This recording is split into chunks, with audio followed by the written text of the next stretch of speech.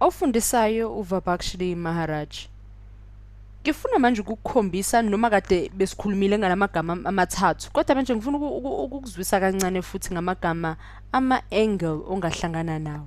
So qala la nge-acute angle, ngize nge-right angle, ngize nge-obtuse angle. Lama angle uzojwayela ukuwabona uma usuwenza vele ibalo noma ususezingeni lesifundo sezibalo lama angle. Ngizokudwebela ke la eduze kwegama ama angle amele lona leli gama. Uyayibona i-acute angle bekade sisebenzile ngayo eqaleni. Bese konje i-acute angle itholakala kanjani? Itholakala ekutheni ingaphansi kwamapha ama-degree, ingaphansi kwa-90 degree. Ngakho noma yiphi angle oke wayithola wayidwebela yangaphansi kwa-90 degree usungayibiza ngani nge-acute angle. Namunye umdwebo ongaphinde mhlawumbe ufanise nayo i-acute leyo. Sifunana ne-right angle ke manje.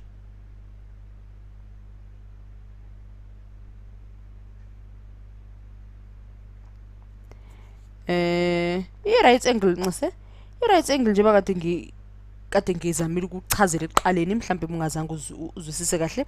I-angle ebamba kubani? Ebamba ku-90 degrees. Uma i-angle yakho ibambe ku-90 degrees siyibiza ngani nge-acute angle. Enye indlela yokukhombisa ukuthi acute angle ungabe usudwebala le square esincanyana la ngaphakathi esikhombisani ukuthi i-right angle. Iyona ke ngabe sikusiza ukuthi uzwisane kahle noma ubone kahle kucacele zisaqala ukuthi hayi sisebenza nani ne-right angle noma lokho engikutholile ke manje sisingakubiza ngani nge-right angle.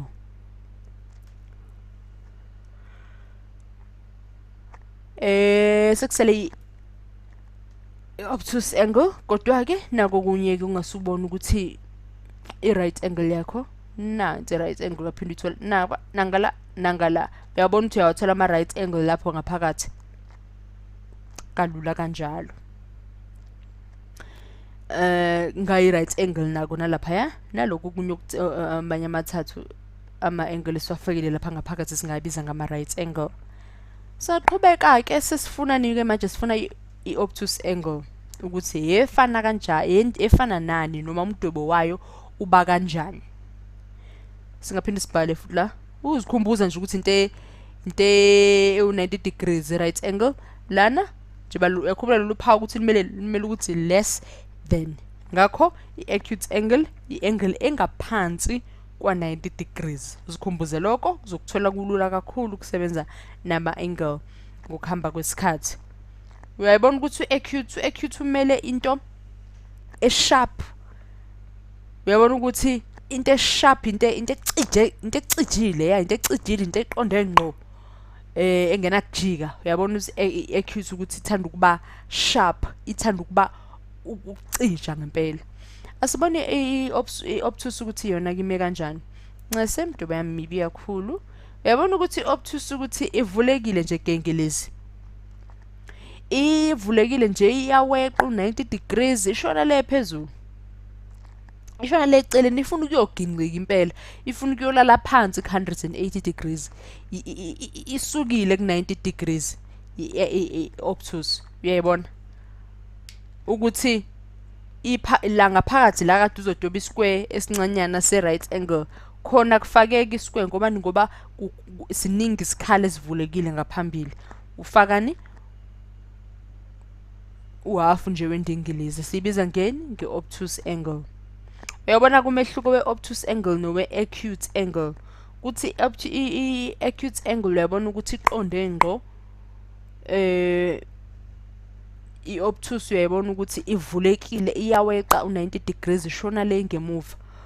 I-obtuse ungayithola le ko-120 bani ko-140 uyabona nje iyeqa.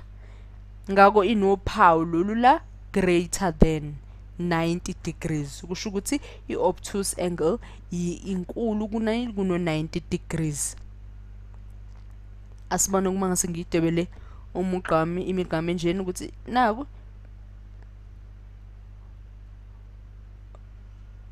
imigqa ye-acute kodwa le le ngaphakathi. Kodwa yabona le ngaphandle le evuleke gengelezi, khona-ke lapho ngabe usutholani i-obtuse angle.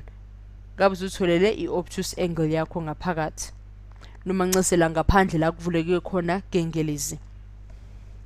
Uyabona-ke imehluko yama-angle ozobe usebenzisana nawo noma ozohlangana nawo nje akunakubaleka.